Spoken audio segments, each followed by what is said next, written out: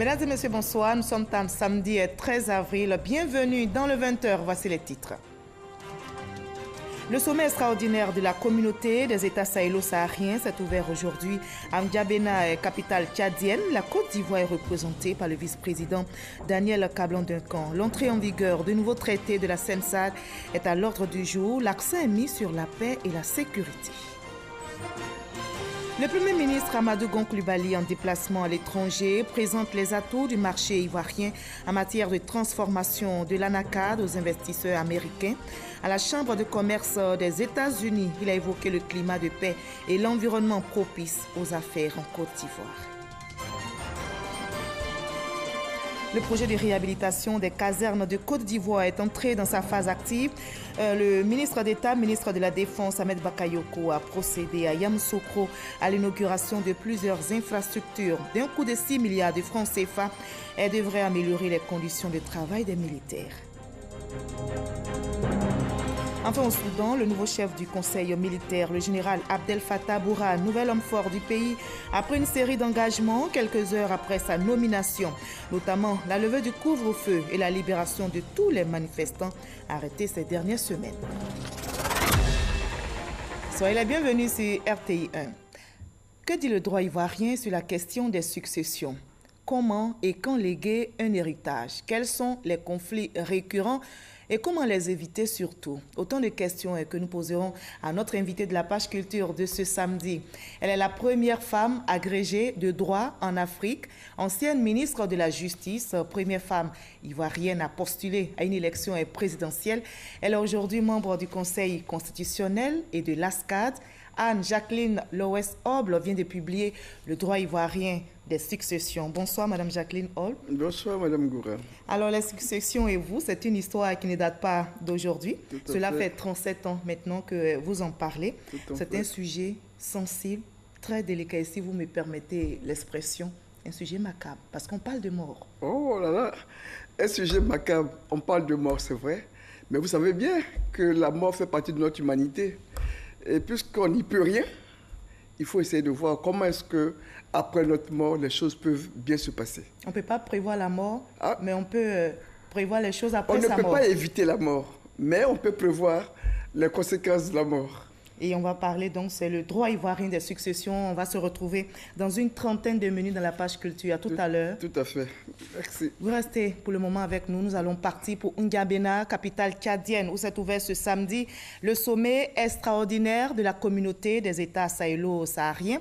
La Côte d'Ivoire est représentée par le vice-président Daniel Kablan-Duncan. L'entrée en vigueur du nouveau traité de la CENSAD adopté en 2013 est à l'ordre du jour. L'accent est mis sur la paix, la sécurité et le développement durable. Mama Traoré est notre envoyé spécial au Tchad. Terrorisme, criminalité transfrontalière, changement climatique, crise sociopolitique dans certains États membres.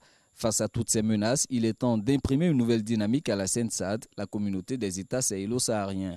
Surtout que les activités de l'institution connaissent un ralentissement depuis le sommet extraordinaire de 2013, sommet marqué par l'adoption du traité révisé de la CENSAD. Un traité censé redynamiser la CENSAD pour en faire un véritable instrument de développement communautaire.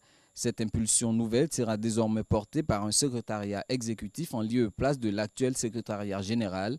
Avec de telles ambitions, la CENSAD peut compter sur le soutien de l'Union africaine. La CENSAD a ici un rôle crucial à jouer. Je l'invite, comme d'autres communautés économiques régionales, à une forte mobilisation avec nous sur ces nouveaux chantiers de la paix. Face à la complexité, l'ampleur et la sensibilité des défis, l'urgence d'une solidarité bien conçue, méthodique et agissante, s'impose comme une nécessité qui ne saurait plus souffrir le report. Pour le président tchadien, président en exercice de la CENSAD, l'urgence des défis dans l'espace sahélo-saharien commande une relance des activités de l'organisation sous-régionale. Pour ce faire, Idriss Déby exhorte les États membres à s'acquitter de leurs arriérés de cotisation pour un meilleur fonctionnement de la CENSAD. Nous avons besoin d'une véritable mutualisation de nos moyens et de nos énergies dans un élan de solidarité et de complémentarité pour mieux affronter les graves défis communs de l'heure. Pour ce faire, nous devons, au cours de ce sommet extraordinaire, rendre pleinement opérationnelle la nouvelle SINSAT. À cet égard, il est primordial de créer les conditions d'un nouveau départ sur la base d'un plan d'action actualisé et cohérent, favorisant un espace plus intégré, plus soudé, vivant en paix et en sécurité. Cet appel à une redynamisation de la SENSAD sera entendu lors des travaux en plénière de ce sommet. 15 États sur les 24 que compte l'Union ont ratifié l'entrée en vigueur du traité révisé. La conférence des chefs d'État et de gouvernement a également décidé d'attribuer les postes de secrétariat exécutif et de son adjoint, respectivement au Niger et au Maroc. Ils seront installés dans les meilleurs délais par le président en exercice de la SENSAD. Il a été demandé aux États qui n'ont pas, payé leur cotisation à le faire. Il faut indiquer que conformément aux instructions du président de la République, la Côte d'Ivoire s'est acquittée des 500 millions avant qu'on ne vienne ici. Les gens donc ont salué cet apport important et les États qui sont en retard vont avoir un délai que progressivement ils apurent les arrêter. Il a été par ailleurs donc décidé que compte tenu de la situation donc en Libye, la SENSAD va pouvoir provisoirement s'installer ici en N'Djamena de manière à pouvoir permettre donc de travailler normalement. Donc voilà un peu les grandes décisions qui ont donc été prises. C'est une réunion qui a été, efficace. En marge des travaux de ce sommet extraordinaire de la SENSAD, le vice-président de la République, Daniel Kablan-Duncan, a été reçu en audience par le président tchadien. Les échanges ont essentiellement porté sur le renforcement de la coopération entre Yamoussoukro et N'Djamena. Avant l'ouverture des travaux de la SENSAD, le vice-président Daniel Kablan-Duncan a rencontré la communauté ivoirienne vivant au Tchad. Cette communauté est venue lui faire part de ses préoccupations. On en sait plus avec Mahama Traoré, notre envoyé spécial. La communauté ivoirienne vivant au Tchad, reçue par le vice-président de la République. Elle est venue lui souhaiter la bienvenue en terre tchadienne avant de lui faire part de quelques doléances. Les Ivoiriens vivant au Tchad disent éprouver certaines difficultés à établir de nouveaux passeports, des cartes consulaires et même les actes d'état civil des enfants ivoiriens naissant au Tchad. Pour ceux d'entre eux qui souhaitent rentrer au pays, se pose aussi la question de la réinsertion socio-économique. Nous avons été satisfaits parce que les réponses du vice-président, grosso modo, nous sommes heureux parce que toutes ces préoccupations seront revues. Le vice-président a également partagé les nouvelles du pays avec la diaspora ivoirienne vivant au Tchad. Cette diaspora compte entre 200 et 500 membres. Certains exercent dans le secteur informel, d'autres dans les organisations internationales. Le Premier ministre Amadou Gon Coulibaly est aussi en déplacement à l'étranger. Il est aux États-Unis pour les assemblées annuelles de la Banque mondiale et du FMI. À marge de l'événement, il multiplie les rencontres. Vous allez le voir, il a présenté les atouts du marché ivoirien en matière de transformation de l'anacarde aux investisseurs américains. À Washington, il a évoqué le climat de paix et l'environnement propice aux affaires en Côte d'Ivoire. Adama Koné depuis les États-Unis. Vendredi 12 avril, 19h GMT, Washington, Chambre de commerce américaine. Le Premier ministre Amadou Gon Coulibaly face à une centaine d'hommes d'affaires américains. L'exercice est de taille. Séduit les opérateurs américains à inscrire la destination Côte d'Ivoire sur leur agenda d'investissement, car la saison est bonne. Le temps est aujourd'hui favorable pour que les entreprises américaines viennent nombreuses investir en Côte d'Ivoire. C'est le message que nous voulons vous passer en tant que Premier ministre, représentant ici le Président de la République, son Excellence Michel Alassane Ouattara. Comme opportunité d'investissement, la délégation ivoirienne mise sur la transformation des matières premières, spécifiquement l'anacarde. Les arguments, elle en dispose et elle les livre. Les Américains sont le premier importateur d'amandes dans le monde et donc les deuxièmes pays consommateurs d'amandes. Il est extrêmement important que nous venons vers eux pour leur dire que la Côte d'Ivoire est le premier producteur mondial de noix de cajou et donc il faut qu'ils raccourcissent le circuit des amandes et donner donc la traçabilité aux produits que le consommateur américain retrouve dans son assiette.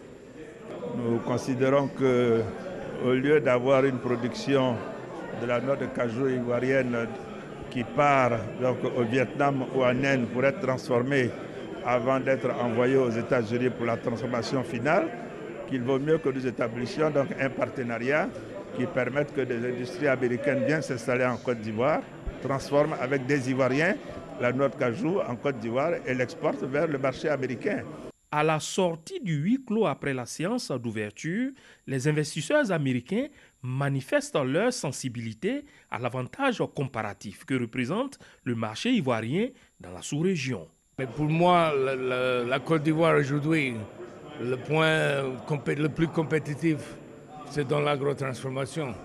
Et la cajou, 40% de production mondiale, sortir sans transformation locale, c'est pas possible. Il faut absolument qu'on transforme là. C'est surtout ce secteur d'agrotransformation qui est attirant pour les Américains, c'est clair. Avec la présentation aussi, c'était super bien. C'était clair. Maintenant, c'est aux Américains de comprendre qu'il y a une opportunité en Côte d'Ivoire pour qu'ils viennent s'investir, surtout sur l'agro-business. Absolument séduit.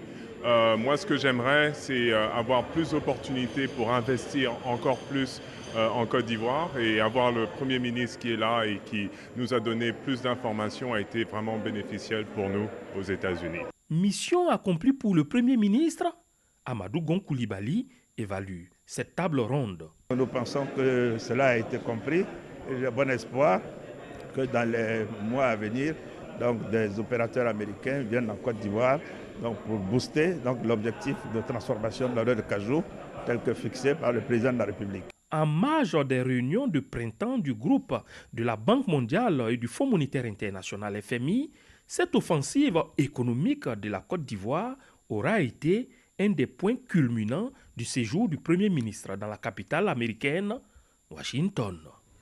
Retour en Côte d'Ivoire pour en savoir un peu plus sur le projet de réhabilitation des casernes. Le projet est entré dans sa phase active. Le ministre Ahmed Bakayoko a procédé à Yamoussoukro, dans la capitale politique ivoirienne, à l'inauguration de plusieurs infrastructures. D'un coût de 6 milliards de francs CFA, elle devrait améliorer les conditions de travail des militaires. Kader Sogodogo. Garde républicaine de Yamoussoukro. Le ministre d'État, ministre de la Défense, Ahmed Bakayoko, est accueilli par le chef d'état-major des armées, le général Lansine Doumbia, avec à ses côtés plusieurs officiers supérieurs de l'armée ivoirienne. Un pan important de la vision du président de la République Alassane Ouattara pour l'armée ivoirienne est en pleine exécution. Des infrastructures pour améliorer les conditions de travail des militaires. À la garde républicaine, un bâtiment administratif, un complexe nourricier et un hôtel de luxe nouvellement construit sont inaugurés.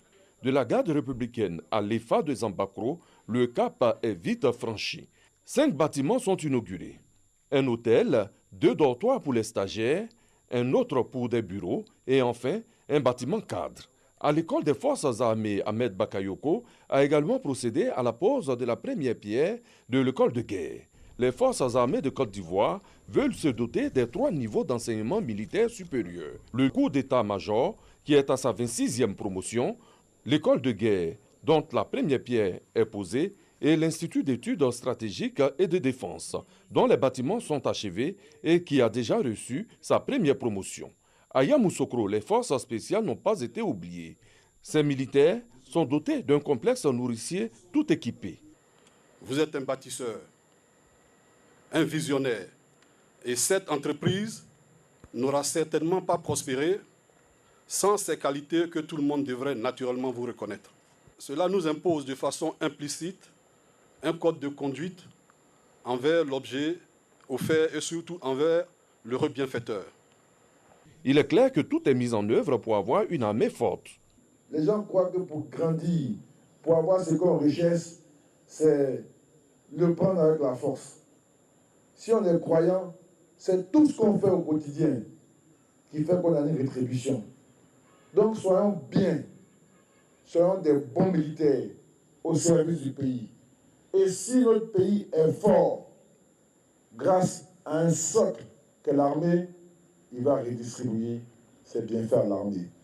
Je veux que nous puissions rendre hommage au chef suprême des armées parce qu'aujourd'hui, ce matin, c'est 9 bâtiments neufs qu'on a vus sortir de terre. Et c'est un investissement de près de 6 milliards qui a été fait. Cohésion, Symbiose avec les militaires sont les maîtres mots de cette journée du ministre d'État, ministre de la Défense, Ahmed Bakayoko, dans les casernes de Yamoussoukro. Ce ne sont pas les selfies avec les éléments qui ont manqué. Et nous, on va continuer notre voyage par la magie des caméras. Rendons-nous maintenant à Grand Bassam où depuis jeudi, les ministères impliqués dans l'élaboration du budget de l'État sont en formation. Une formation initiée par la Direction générale du budget et des finances. L'objectif, c'est de préparer la Côte d'Ivoire au basculement en mode budget-programme en 2020 selon les directives de l'UEMOA. On en sait plus avec Jean-Jacques Kwame. Le budget-programme a pour objectif d'insuffler une plus grande cohérence entre les priorités de développement et les allocations budgétaires, de sorte à accroître l'efficacité de la dépense. La Côte d'Ivoire, qui veut maîtriser ce nouveau mode de gestion des finances publiques, a initié cette formation qui réunit les experts des différents ministères impliqués dans l'élaboration du budget. Il s'agit d'une phase pilote de reconstruction du budget 2019 en budget-programme. De façon spécifique, il s'agit de reconstituer dans le module élaboration des actes budgétaires les données du budget de moyens 2019 sur la base de la nouvelle nomenclature budgétaire à utiliser dans le cadre des budgets programmes. Ce qui change, c'est tout simplement le fait que désormais, avant de vous affecter des moyens, on va vous demander quels sont les objectifs que vous voulez atteindre. C'est en fonction des objectifs et de l'évaluation des coûts de ces objectifs-là que les moyens désormais seront affectés. Il s'agit donc d'un budget basé sur les objectifs de performance de l'ensemble des cadres dirigeants, en tout cas de l'administration publique. Contrairement au budget annuel, le budget programme est élaboré et présenté pour une période de 3 ans en lieu et place des titres. Le budget est voté désormais par programme et par dotation. Le basculement effectif en mode budget-programme, selon la réglementation de l'Union économique et monétaire ouest-africaine UEMOA, est fixé au 1er janvier 2020.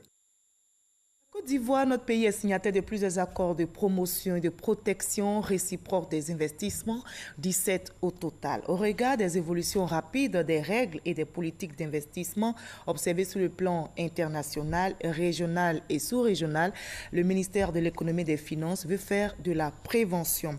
Justement, une formation à l'attention de plusieurs directions publiques à l'Institut des finances de Bingerville est organisée. Les risques liés aux accords d'investissement sont au menu, comme nous l'explique Francis Boifo.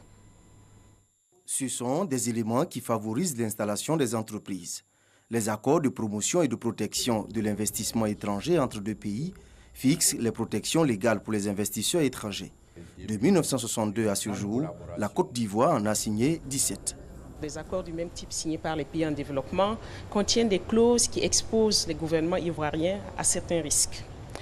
Parce que ces accords ont été signés à une époque et dans un contexte où la plupart des pays en développement ne réalisaient pas les enjeux et les impacts juridiques de ces accords-là. Quand vous prenez un engagement qu'un opérateur vient investir, si vous n'avez pas fait attention au cours des négociations pour prévenir un certain nombre de risques et qu'il y a un arbitrage qui est demandé et qui est tranché en faveur de l'opérateur, c'est des coûts pour le trésor public, pour l'État. Et c'est ce que nous voulons prévenir. Prévenir les risques éventuels liés aux traités internationaux que signe la Côte d'Ivoire pour booster son économie.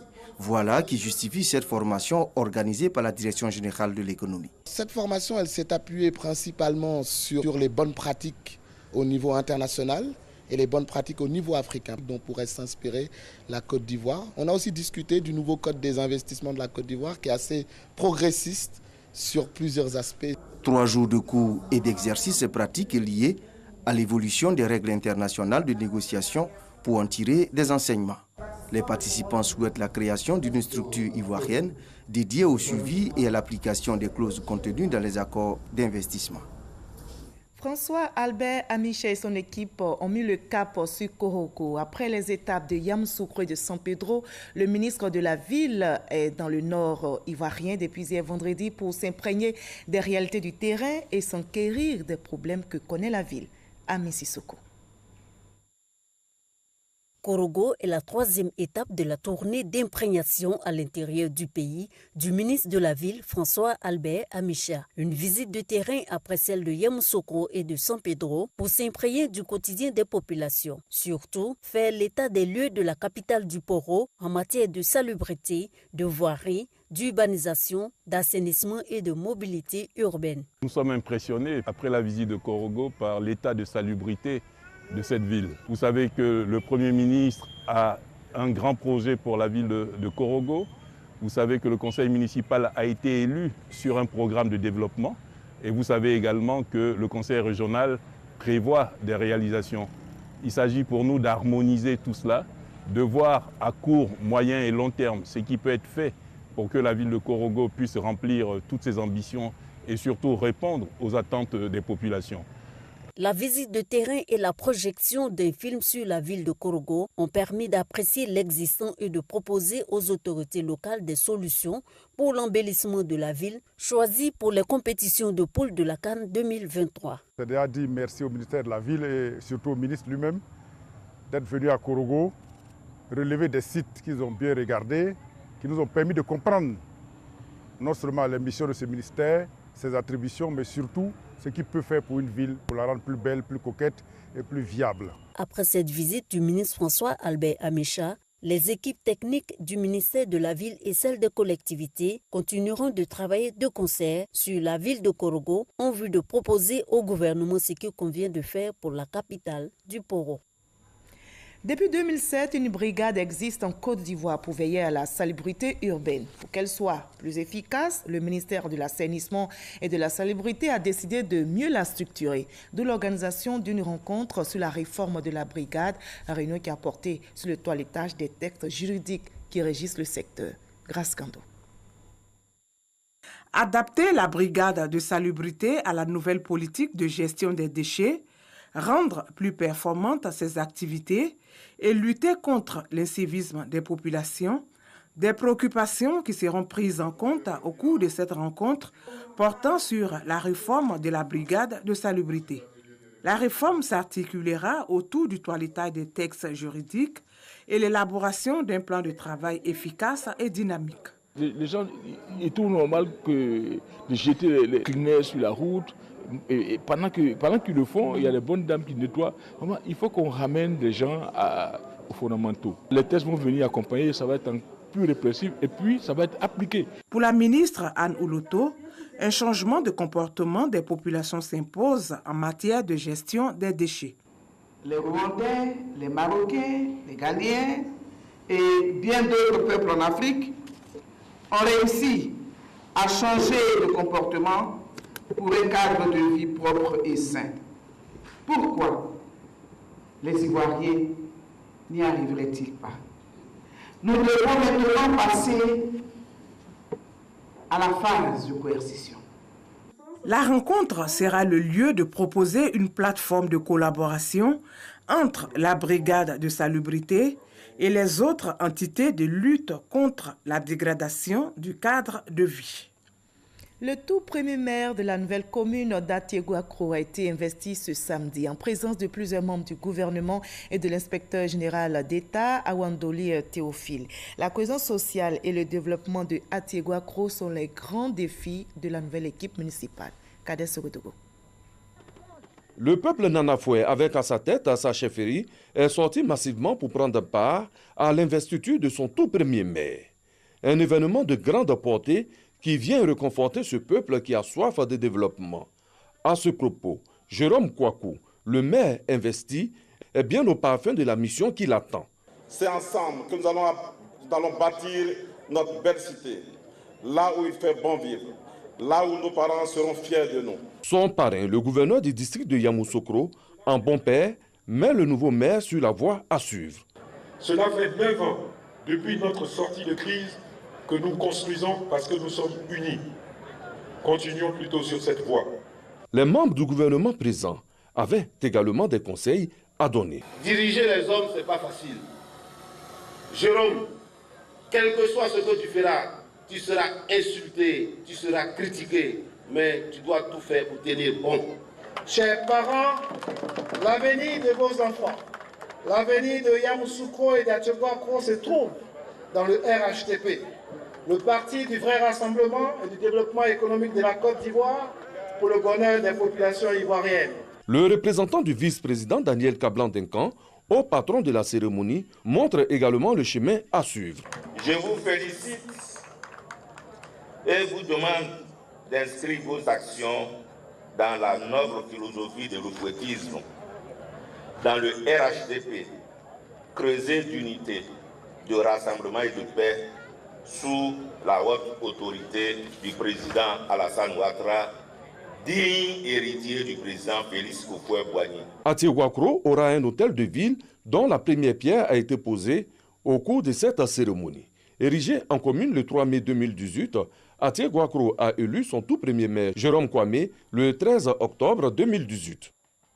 Autre municipalité, celle de Bingerville, qui fait le point de ses 100 jours d'exercice. 500 millions de francs CFA ont été investis dans des projets. On peut noter une caserne de secours civil, la construction d'un nouveau bâtiment pour les services techniques, ainsi que la dotation de plusieurs établissements scolaires en table-banc. À Korogodougou, un quartier de Bingerville, un incendie avait ravagé 21 baraques le 14 février dernier. Pour prévenir ce type de situation, bientôt, la commune sera dotée d'un centre de secours d'urgence grâce au conseil municipal. Ce centre est bâti sur 1000 mètres carrés. Sa valeur, 150 millions de francs CFA. Quand il y a un incendie, on a besoin d'appeler les gens de Gorodi pour venir nous secourir. Donc quand il y a un à côté de nous, je suis très content pour ça. La municipalité a également permis à Korogodougou d'obtenir un pont. Bon, avec ces ponts, on a la facilité d'avoir accès chez nous à la maison. Les taxis passent maintenant pour aller prendre les malades. Et puis vraiment, tout le monde est heureux. L'école primaire publique de Gbagba Sud n'a pas été oubliée. Des salles de classe et la bibliothèque ont été réhabilitées. Les bâtiments étaient sales. Les tôles étaient rouillées. Je dis c'est bien. Mais s'il pleut, on peut bien travailler avec le MES et l'eau ne nous dérange pas. Ces réalisations font partie d'un ensemble d'actions exécutées en 100 jours de gestion par la nouvelle équipe municipale composée de 43 conseillers. Une jeune équipe dirigée par le député maire Issouf Doumbia. Le conseil municipal, donc nous sommes des entrepreneurs. Nous avons décidé d'abord, entre nous, le conseil municipal, d'investir 500 millions. Avec cette jeune équipe dynamique, consciente, je pense que nous allons arriver plus loin. Les prochains défis, nous allons les réaliser très rapidement jusqu'à ce qu'on finisse notre mandat. Je pense que Bingerville va changer. Ces résultats présentés ont été jugés satisfaisants par le préfet d'Abidjan. Vincent Tobi invite l'équipe municipale à poursuivre ses actions pour contribuer davantage à la politique sociale prônée par le président de la République, Alassane Ouattara. L'une des bonnes nouvelles de cette rencontre, c'est le règlement définitif du conflit foncier qui opposait la mairie de Bingerville à une des mutuelles des agents de la RTI. Ces agents pourront, dans les meilleurs délais, entrer en possession de leur lot. Les remises de sans permis de conduire aux jeunes, ainsi que des engins roulants et de matériel de sécurité à la police municipale ont mis fin à cette présentation d'acquis. Reportage réalisé pour vous par Ouattara Amadou Walter. Le village d'Erima Koudje dans la commune d'Agboville a un nouveau chef. Son nom, Nanan Kokola Chimou Séraphin, colonel des douanes à la retraite. Il a été officiellement installé par les autorités préfectorales du département d'Agboville qui lui ont remis son arrêté de nomination. Le nouveau chef est le choix des populations. Son intronisation met fin à une longue vacance du pouvoir dans cette localité. On passe maintenant au sport. Le tirage au sort de la CAN 2019 a eu lieu hier au Caire, en Égypte. Les Ivoiriens se retrouvent dans le groupe D avec les Namibiens, les Marocains et les Sud-Africains dans cette toute première Coupe d'Afrique des Nations à 24 équipes. Les 2 premiers de chaque poule ainsi que les 4 meilleurs 3e disputeront le 2e tour de la compétition. Maroc, Côte d'Ivoire, Afrique du Sud, Namibie. C'est le verdict du tirage au sort de la CAN 2019. Les éléphants retrouvent surtout une vieille connaissance, le Maroc de Hervé Renard. Logé au Caire, la Côte d'Ivoire disputera l'ensemble de ses matchs de poule au stade militaire Al-Salam d'une capacité de 30 000 places. Le 24 juin face au Bafana Bafana avant d'affronter le Maroc le 28 juin et la Namibie le 1er juillet.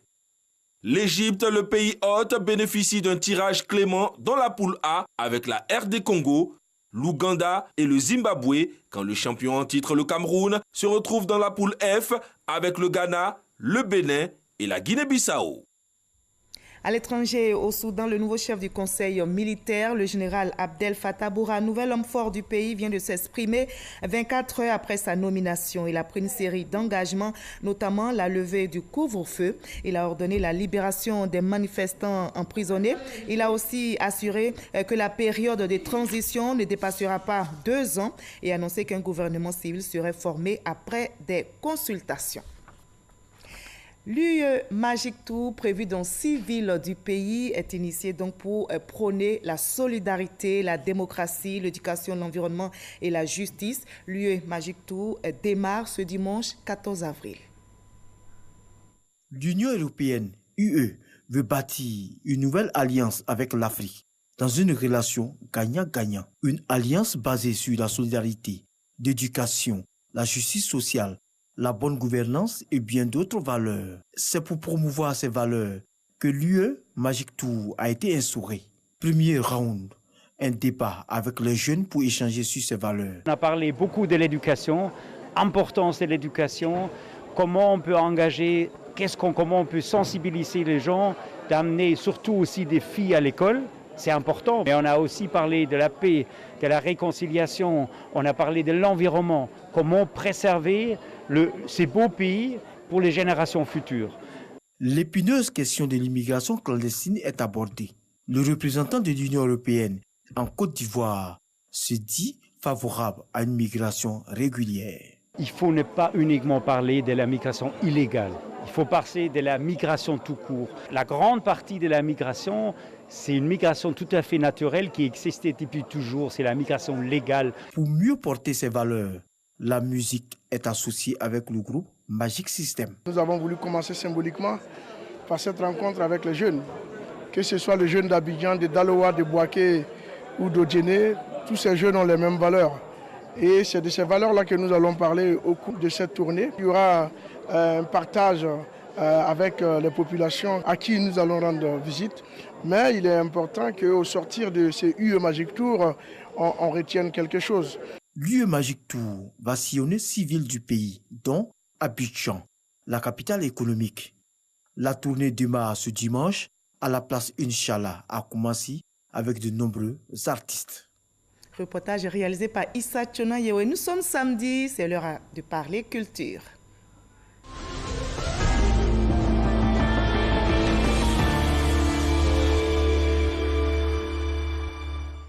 On en arrive à l'entretien avec notre invité de la page culture de ce samedi. Je rappelle, notre invité est Anne-Jacqueline Loès-Orb, auteure du manuel « Le droit ivoirien des successions », un manuel dont la 2e édition vient d'être publiée. On vous retrouve donc, Madame Jacqueline Orb. En 2 mots, donnez-nous une idée des successions selon le droit ivoirien. Je vous remercie, Madame Ngouran, pour l'occasion que vous me donnez de parler de mon manuel. Parce que vous savez, c'est un ouvrage didactique qui relate, n'est-ce pas, le droit de notre pays sur les successions. Alors, les successions, vous savez bien que, comme tout à l'heure vous avez dit, c'est peut-être macabre, mais il faut qu'il y ait un décès. Et lorsque quelqu'un décède, il faut voir un peu comment est-ce que ces biens vont être transmis et à qui ces biens doivent être transmis. En fait, c'est grosso modo cela, pour faire simple. D'accord. Voilà. Et ce sujet-là, vous l'abordez dans votre manuel qui vient d'être dédicacé. Nous allons voir le résumé qu'en fait notre confrère Franck Quadio et nous en débattrons par la suite. Tout à fait. Ivoirien des successions, 2e édition écrite par professeur Loès Orb, femme de loi, pour éclairer l'opinion sur les questions liées à la succession, à l'héritage, ensemble des règles régissant la transmission des biens d'une personne décédée à l'ensemble de ses héritiers. Aujourd'hui, les successions peuvent être appliquées même du vivant de cette personne, alors que l'article 1 de la loi stipulait que les successions s'ouvrent après le décès. Une loi évolutive donc. Notons qu'en matière de succession, il y a des innovations, notamment les droits de mutation des biens et le sort d'un conjoint survivant d'un retraité. Ces innovations qui viennent enrichir la loi de 1964 qui réglemente les conditions d'ouverture, de succession et des procédures pour entrer en possession de l'héritage ainsi que le partage des biens.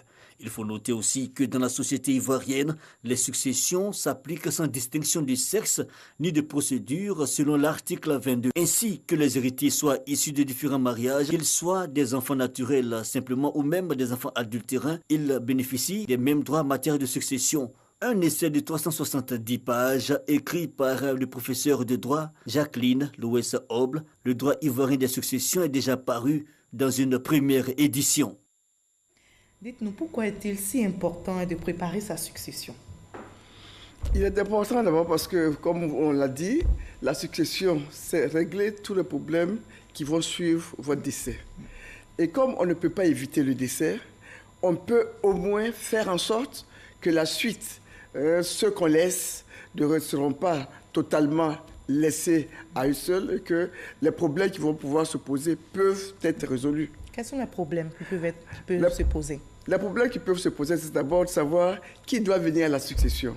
Vous allez me dire que c'est normal.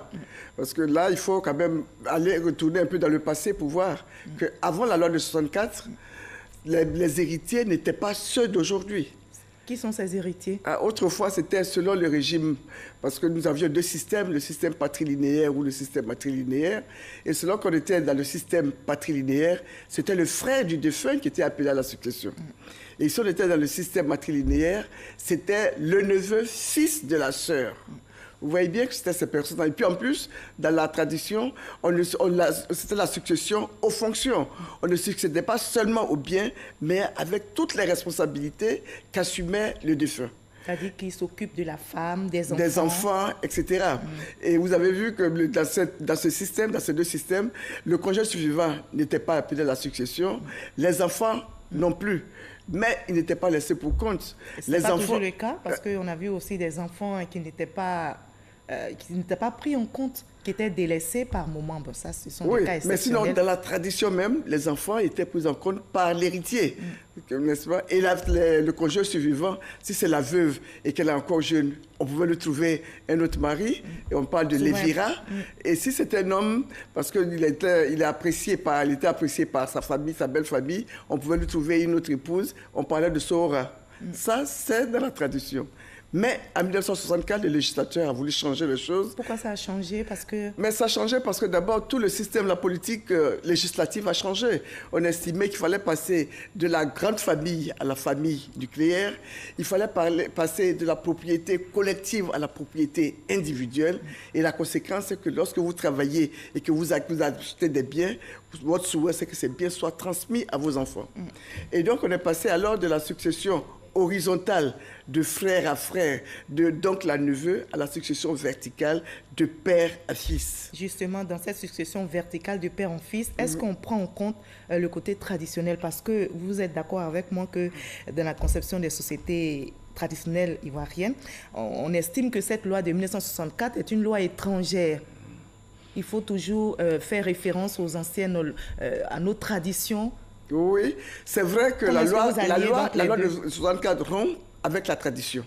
Parce que, comme je vous l'ai dit, c'est un choix qui a été fait par les autorités à cette époque. Parce que des difficultés ont été constatées, voilà, justement. Parce qu'on a constaté que les enfants étaient complètement, dans certains cas, étaient délaissés. On a dit, bon, quand même, si c'est un père... Souvent la veuve qui est dépouillée. La veuve qui est dépouillée. Mais aujourd'hui, la situation s'est améliorée, puisque en présence, n'est-ce pas, d'enfants, ils sont les seuls à hériter. Les pères et mères, les frères et sœurs, le conjoint suivant sont exclus. Mais le législateur a quand même fait ceci, que les enfants qui seront appelés à la succession n'auront que les 3/4 des biens laissés par le défunt.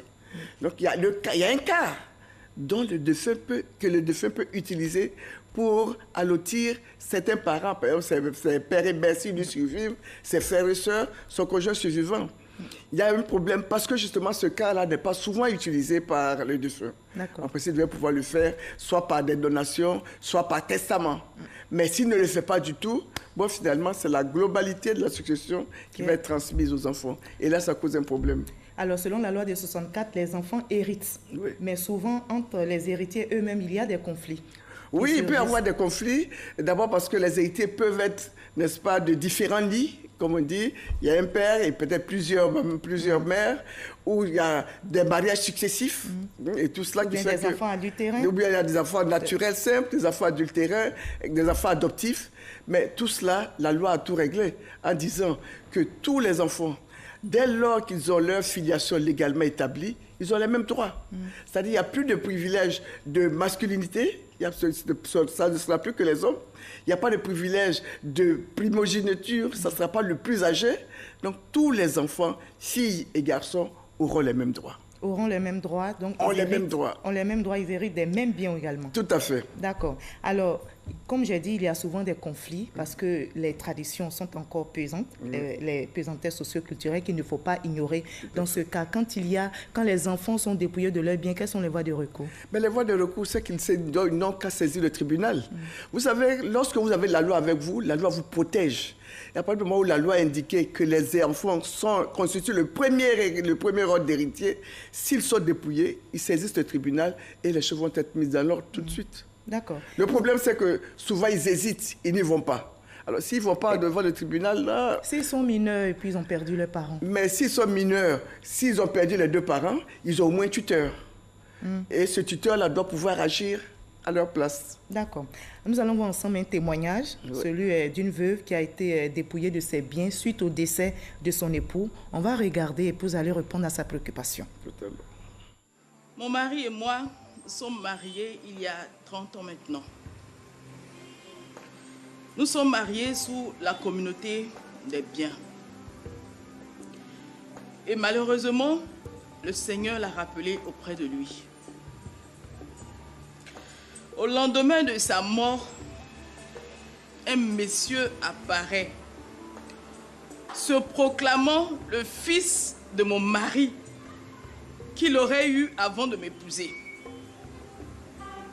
Et ce dernier est soutenu par ma belle famille. Ils m'ont chassé de notre maison. Ils m'ont chassé de l'entreprise où je travaillais avec mon mari.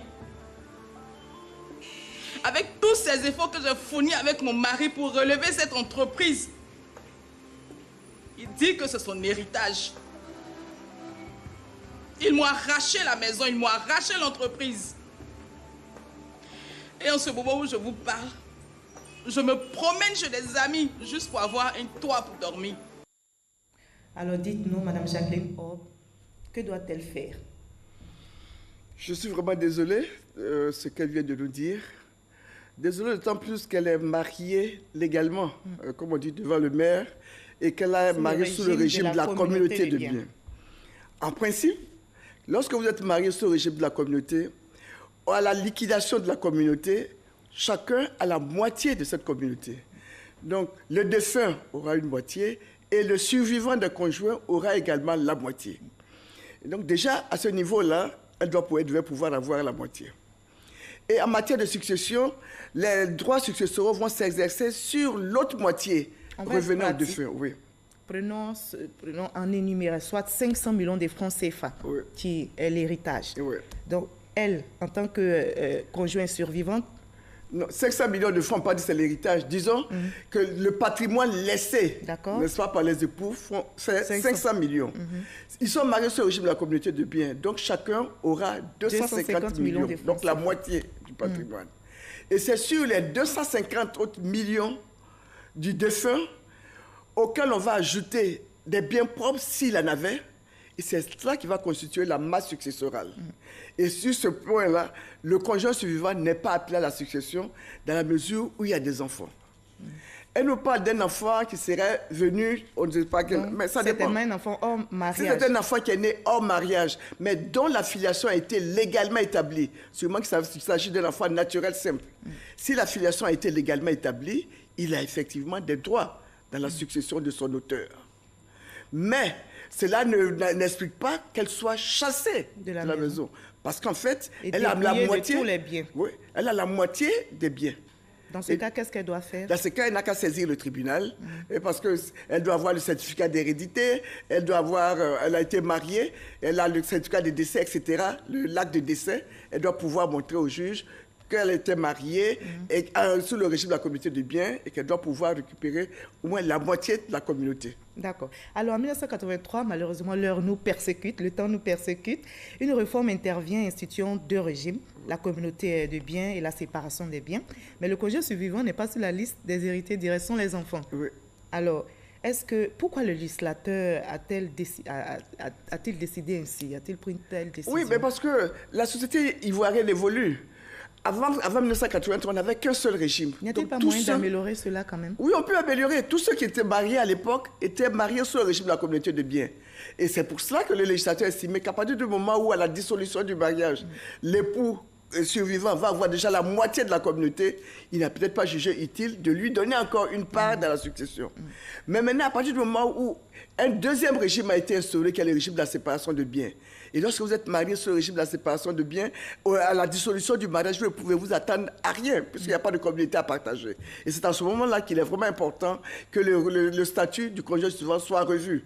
Et vous avez entendu au dernier Conseil des ministres que parmi les projets de loi sur la famille, il y a un projet de loi sur les successions. Et nous pensons que ce projet de loi va vraiment statuer sur la situation du conjoint survivant. Alors, dernière question. Le testament. Vous savez qu'on n'a pas cette culture dans nos sociétés africaines.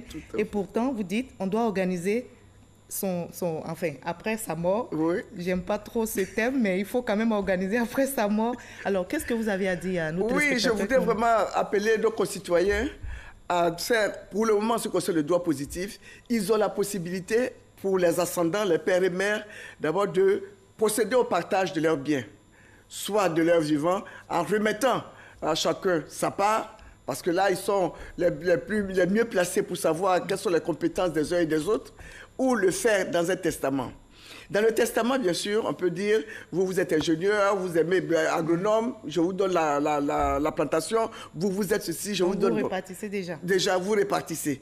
Bon, et donc, ça a l'avantage de permettre aux héritiers d'utiliser déjà les biens qu'ils ont, parce que par ce temps difficile, vous savez bien que beaucoup de nos enfants ont fait des études, ne travaillent pas, mais si il faut attendre le décès du père avant d'entrer en possession de sa part et de travailler, alors qu'on peut déjà investir, ce serait une bonne chose.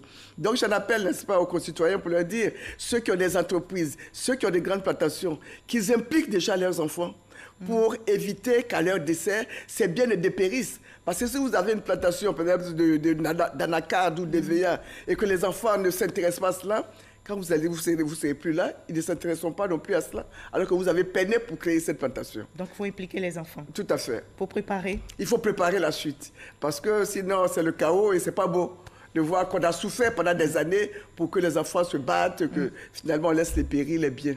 Merci beaucoup, Mme Jacqueline Hob, d'avoir répondu à nos questions. Oui, c'est moi qui vous remercie. D'accord. Surtout de nous avoir éclairé en quelques minutes seulement sur la problématique des successions. Vous savez, c'est un sujet, on pourrait en parler jusqu'à demain matin, mais on n'a pas le temps. On n'a pas le temps. Non, Et justement, je recommande donc aux téléspectateurs qui nous regardent de voir, de regarder, de lire ce manuel.